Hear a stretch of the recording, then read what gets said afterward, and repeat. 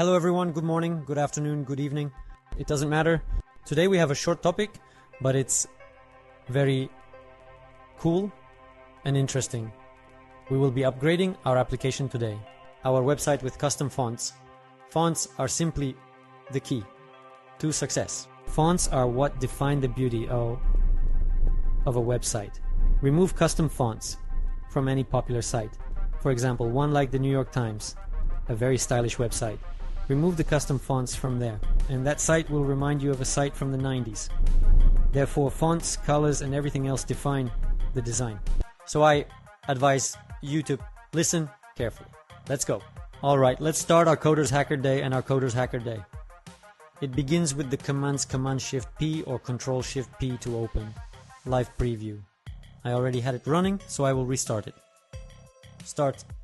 Server everything, it opened. Here it is. What we need to do. First of all, we need to open Safari and go to the Google Phones website, Google. Just type in Google Phones, it will open, and you will go to the site. And I have pre-selected the fonts we will use, as there are a vast number of them here. Some people like them. Lotto is quite popular. I saw it on popular websites. I want to use Oswald. Let's type it in. Here it is, already found. I'm opening it. So, I click Get Font. So, something with me.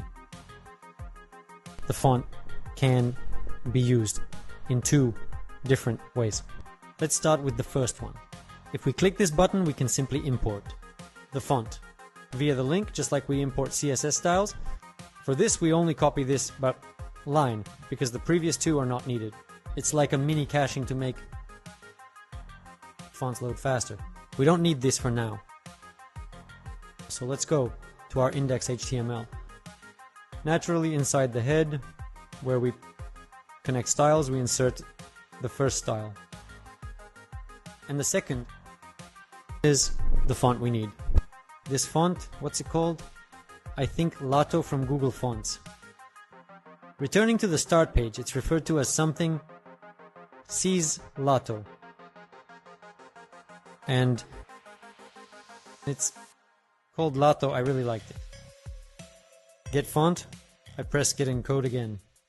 Again, I remind you that we are connecting fonts this way temporarily for demonstration purposes. I will show you later how to connect them better, because this way, every time you open the page, it will be from Google's remote server, and requesting these fonts accordingly if you don't have internet, although if you don't have internet, the page won't open.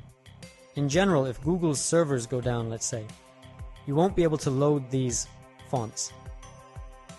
Now returning to our theme, to start, what I want to do is change the font of the main title of our site and the body.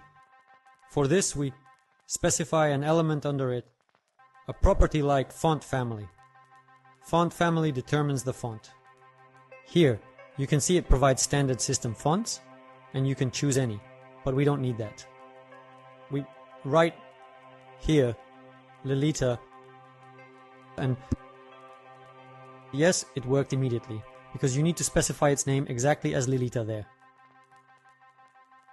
And look, in case Google servers are down, we can specify, separated by a comma, which default system font we want to use. So, see what happens if I intentionally make it so that the level is incorrect. And I connected the gateway twice, one just now. So look, if we simply make a mistake, it will show us. This default one. That is, it cannot load the Google font. Oh, right, changed. So I didn't copy the second font I wanted. The second font was Oswald, right? Look, here's the thing. Because we added two fonts to the cart at once, we connected two fonts in one line. If we pay attention to the cart here, that is, we selected two asphalt or tavan, and it immediately generates a link for us for two fonts accordingly. Now let's Specify for H2, copy it. By the way, for Lolita it doesn't have a weight, because we can do this. After all, if for asphalt it writes from 200 to 700 here. Just for Lolita it doesn't have a weight after all. Next we specify asphalt here. The whole shift has changed, and right here our weight fund will work. Look, if we set it to 200 it will be like this, then 600 accordingly 700. Let's see, I don't like it, I like it. If we set it to 600 it will be fine. Accordingly, we have connected the fonts with you. But, as I explained, what are the downsides and disadvantages of this type of connection? The fact is, if Google's servers go down, then nothing will work. The second method, perhaps, you might have noticed. We have, if we click back on the font basket, the fonts we selected, we have a button download all, and so Google provided us. With two fonts, we saved them in a zip, or rather downloaded them. Now we need to unzip it, unpack it. And here we now have two fonts contained in this folder. What do we do? Now we are going to fix something. Remember the assets folder where we saved the image.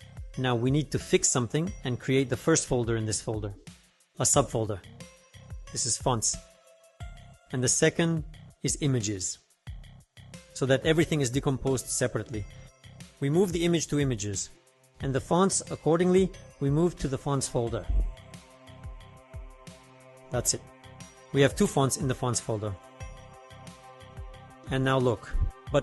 But if we remove the remote font connection, everything will fall apart. Damn it. Now, the next step. To connect local fonts, there are special commands in CSS. Special properties. They are called font face. To connect a custom font, we write font face. It immediately sets the structure inside. Font family for us. What's the trick with font face? It's that we can specify our own name. For example, GTA de, let it be GTA custom. Font 1. And here is the direct URL to our font. By the way, let's also pause to note that we always open double quotes. Most often double quotes are used. As much as I've seen in my life, everywhere, I mainly use double quotes. So let's make it a rule to always use double quotes, not single ones, alright? Asset, fonts. I drop us a phantom, one will be the main font, this is the standard, alright. Now, look at what will happen.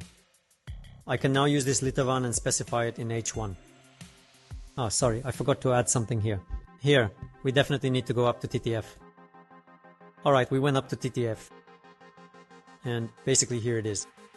Why did I use such a custom name? To show you how it works. Ideally, you should write it with the same name as the shift is called. Like this. So, this is purely for demonstration purposes, to show that you can use your own name. Alright, let's connect the second shift. What do we have there? So it's Nigitavan Asphalt. Asphalt TTF. Let's also name it Asphalt. So everything is Asphalt. Our name worked as well. Now we are not dependent on remote fonts. Now, but the fonts are with us. Always. Because they are in our folder. You know what else we should fix? Considering that today we are trying to limit our dependence on the internet as much as possible, this image we used remotely. Let's download it. Let's download it. So we need to download this image. And accordingly, we need to add it to the folder. Images with all our other images. Let's rename it somehow to GTA. And MG2. JPEG. Okay, wait. And here, accordingly, we'll change the remote link. I am doing this purely to keep everything consistent. There's nothing wrong with links, because in the future, when we start learning JavaScript, we will be our. All images will be loaded only remotely. And on all websites, images are mainly loaded only remotely. That is, somewhere in the database, there's a link to the image. The front-end website makes a request to this database and the database. It returns this link and you use JavaScript to insert it. I briefly explained to you how this works. We have changed everything. For now, if we do this, and here for now, okay, always look at the extension of the JPEG, because you'll be searching for the error for 100 years. If, for example, G, you write JPEG G, Jeep Jeep, it won't work for you. And now our web application works completely independently of any other URLs, servers, and so on. I will attach the link to Google Phones for you.